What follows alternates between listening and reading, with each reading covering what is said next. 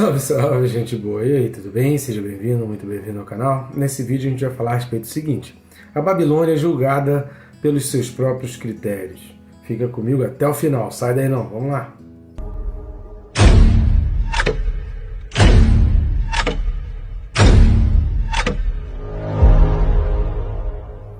E não deixe de se inscrever no canal, né? Não é possível aí, já que você está nos acompanhando, já clica no botão aí, se inscreve bem rápido e fácil. E não deixe de clicar no sininho, marcando a opção todas, porque assim você fica por dentro de cada vídeo novo e você é notificado a cada vídeo que a gente vai postando aqui no canal.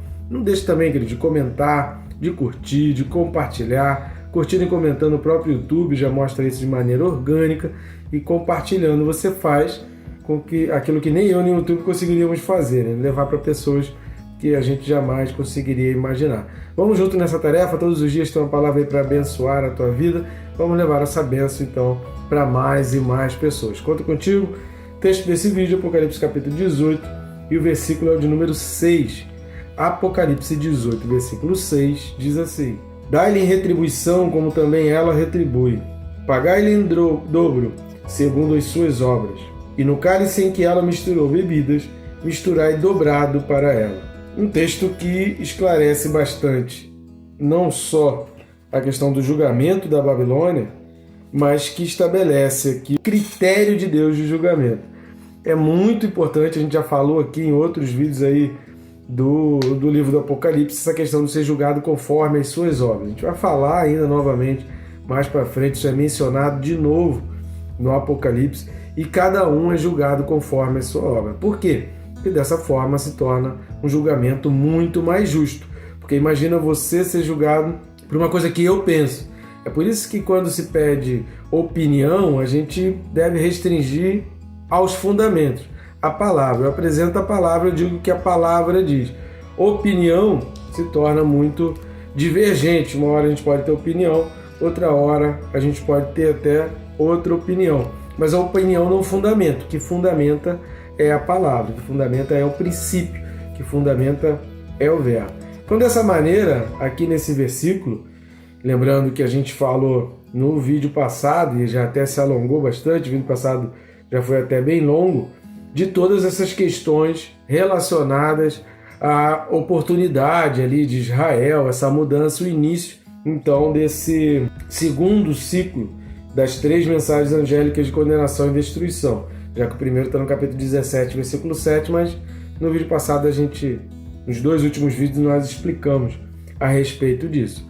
E a respeito desse versículo aqui, esse versículo 6, a gente vem aqui destacar 3 pontos muito importantes para a gente meditar a respeito disso, porque a gente vai entender que essa é a maneira de Deus julgar, não só a Babilônia, não só o povo, o mundo daquela época, o mundo da época aqui do governo do anticristo, não só o próprio anticristo, como também a todos nós, todos os seres humanos. Aquele que está em Cristo, nova criatura é. Então já nenhuma condenação há para os que estão em Cristo Jesus. Então em Cristo Jesus a gente recebe um outro tipo de julgamento. Na realidade a gente recebe o veredicto, porque em Cristo o sangue dele nos lava e nos purifica de todo pecado. Mas aqueles que não aceitam a Jesus, eles vão passar pelo julgamento, e o seu julgamento vai ser conforme as suas próprias obras. Por isso a gente precisa ter muito cuidado com as coisas que a gente julga. Então vamos lá, os 3 pontos desse versículo 6 que nós vamos destacar aí.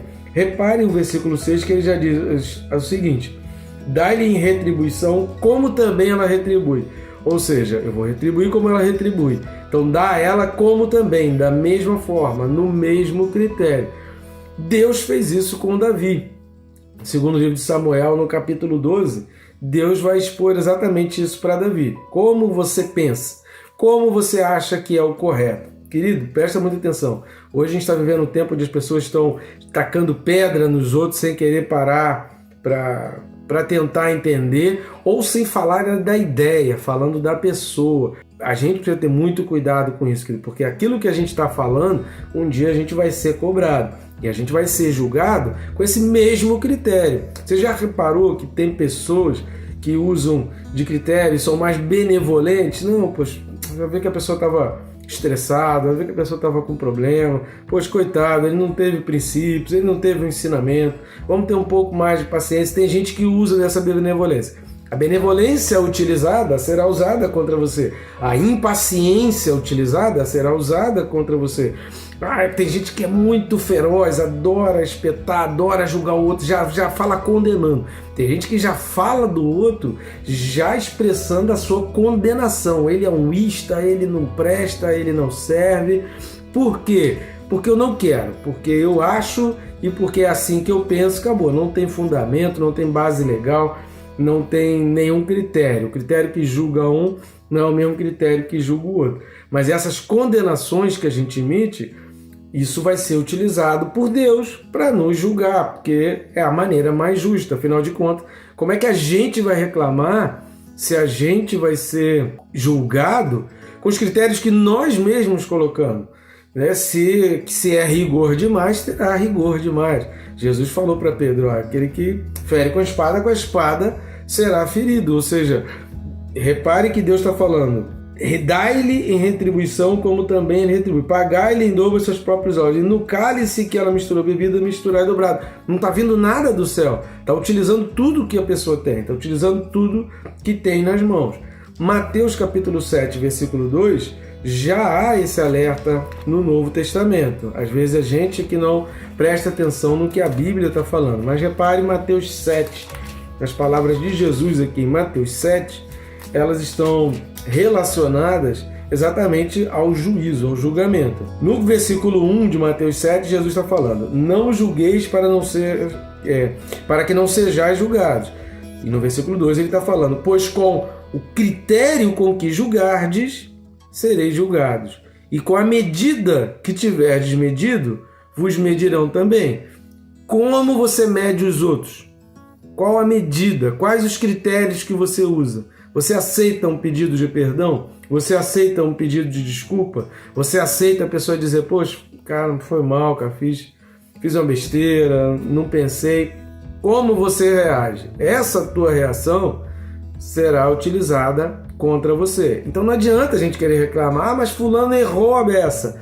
Sim, a quem muito é dado, muito é cobrado. Fulano errou a beça, mas a compensação deu muito amor. Vai receber muito amor. Tem uma passagem na Bíblia de uma mulher que era prostituta, que entra na casa de um fariseu, não cumprimenta direito as pessoas e já sai se despejando aos pés de Jesus e lavando os pés, quebra um vaso, usa um dinheirão ali, enxuga com os cabelos e chora lágrimas. Por quê? Quando você tem noção do teu pecado, quando você tem noção da dimensão do teu pecado, quando você tem noção do peso que você causou para Deus através do teu pecado, você agradece muito mais o perdão de Deus. Às vezes tem gente que não consegue entender o perdão de Deus por causa da arrogância e do orgulho. Pessoas arrogantes e orgulhosas demais vão ter dificuldades de entender o perdão de Deus. Por quê? Elas não se veem pecadores, elas não veem o seu próprio erro. Então, se você não vê o erro, você não tem como ver o perdão.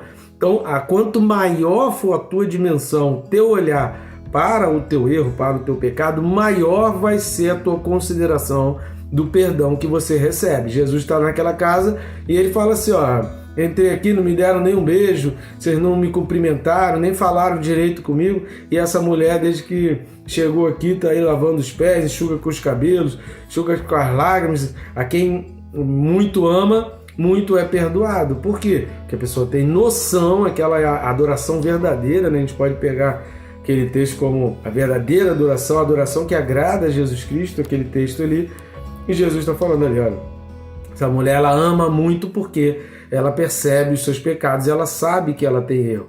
Então, o orgulho e a arrogância faz com que a gente use critérios muito rígidos com os outros. Cuidado com isso, porque esses critérios serão usados contra você. Jesus falou isso bem claro, não dá para a gente ler Mateus 7, versículo 2 de outra maneira. Até porque quando a gente vai lá para o segundo livro de Samuel, capítulo 12, a gente vai ver exatamente essa ação de Deus ali, exemplificada pelo problema de Davi. Todo o capítulo 2 eu recomendo a sua leitura em casa, você vai ver todo aquele problema de Natan chegando para Davi. Davi havia pecado com Betseba, houve a morte de Urias, Davi subiu ali no palácio, uma história que, se você não sabe, eu recomendo que você leia aí desde então o capítulo 10 do segundo livro de Samuel. Eu vou ler apenas os versículos de 5 a 8, que são exatamente a consideração que Natan vai fazer e a reflexão de Davi. O versículo 5, depois que Natan conta toda uma história, havia numa cidade 2 homens, um rico e um pobre. O pobre só tinha uma ovelhinha, o rico tinha várias ovelhas. E Natan vai contando toda aquela história. Olha, o rico tinha muitas ovelhas, mas quis a ovelha daquele pobrezinho. O versículo 5 diz assim, olha, então o furor de Davi se acendeu sobremaneira contra aquele homem e disse a Natan, tão certo como vive o Senhor, o homem, presta atenção à palavra de Davi, o homem que fez isso deve ser morto. E pela cordeirinha restituirá 4 vezes, porque fez tal coisa e porque não se compadeceu. Aí presta atenção no versículo 7. Então disse Natan a Davi, tu és o homem. Acabou com Davi. Esse homem que você está falando, que deve morrer, que deve restituir a cordeirinha, essa cordeirinha é Betseba, esse homem que morreu foi Urias, e esse homem que fez tudo isso que você está revoltado com esse camarada, o nome desse cara é Davi, e é você mesmo que você fez. Então Davi ele foi julgado com o mesmo peso, com o mesmo critério, com a mesma medida que ele julgou. Então muito cuidado, querido, ao emitir pareceres, a falar a respeito da situação da vida do outro, já julgando, já condenando, já achando que a pessoa não merece perdão e não tem que ter perdão. Muito cuidado com isso, porque Deus está só acumulando ali, querido. Esse critério será usado contra você. E continuando aí, voltando lá para Apocalipse 18, versículo 6, o texto vai dizer o seguinte, dá-lhe a retribuição como também ela retribui, pagar em dobro segundo as suas obras. Essas são as suas obras, nós já falamos aqui. Vamos voltar a falar no livro do Apocalipse mesmo para frente, mas é sempre importante frisar, né? A gente é livre para fazer as escolhas que a gente quiser. Nós somos livres para escolher o que a gente bem entende. Porém, não se esqueça que de todas essas coisas Deus te pedirá contas. E todas as escolhas têm consequências. Você quer saber qual é a melhor escolha? Você precisa ponderar as consequências. Essa escolha me leva para tal lugar. Se eu fizer essa escolha, vai acontecer isso comigo. Se eu fizer essa escolha, vai sobreviver isso sobre a minha família. E essa outra escolha vai me levar para onde? Vai ter o que sobre mim? Vai ter o que sobre a minha família? Então, é com base nas consequências das escolhas que eu decido. É que eu vou decidir qual é a melhor escolha. Como você fazer um investimento. Você precisa pensar, poxa, eu preciso do dinheiro a curto prazo, eu preciso do dinheiro a longo prazo, eu preciso de uma taxa maior, eu preciso de uma recompensa maior, eu quero menos imposto. Você vai ponderando todas as coisas e aí você vê, com tudo isso, no final de tal prazo, qual desses investimentos aqui eu teria melhor, seria melhor para mim. E aí, com base na projeção do futuro, você faz a tua escolha hoje. É simples. Então, conforme as suas obras, significa não faça coisas impensadas, não cometa atitudes impensadas. Pense nas consequências e pense muito bem.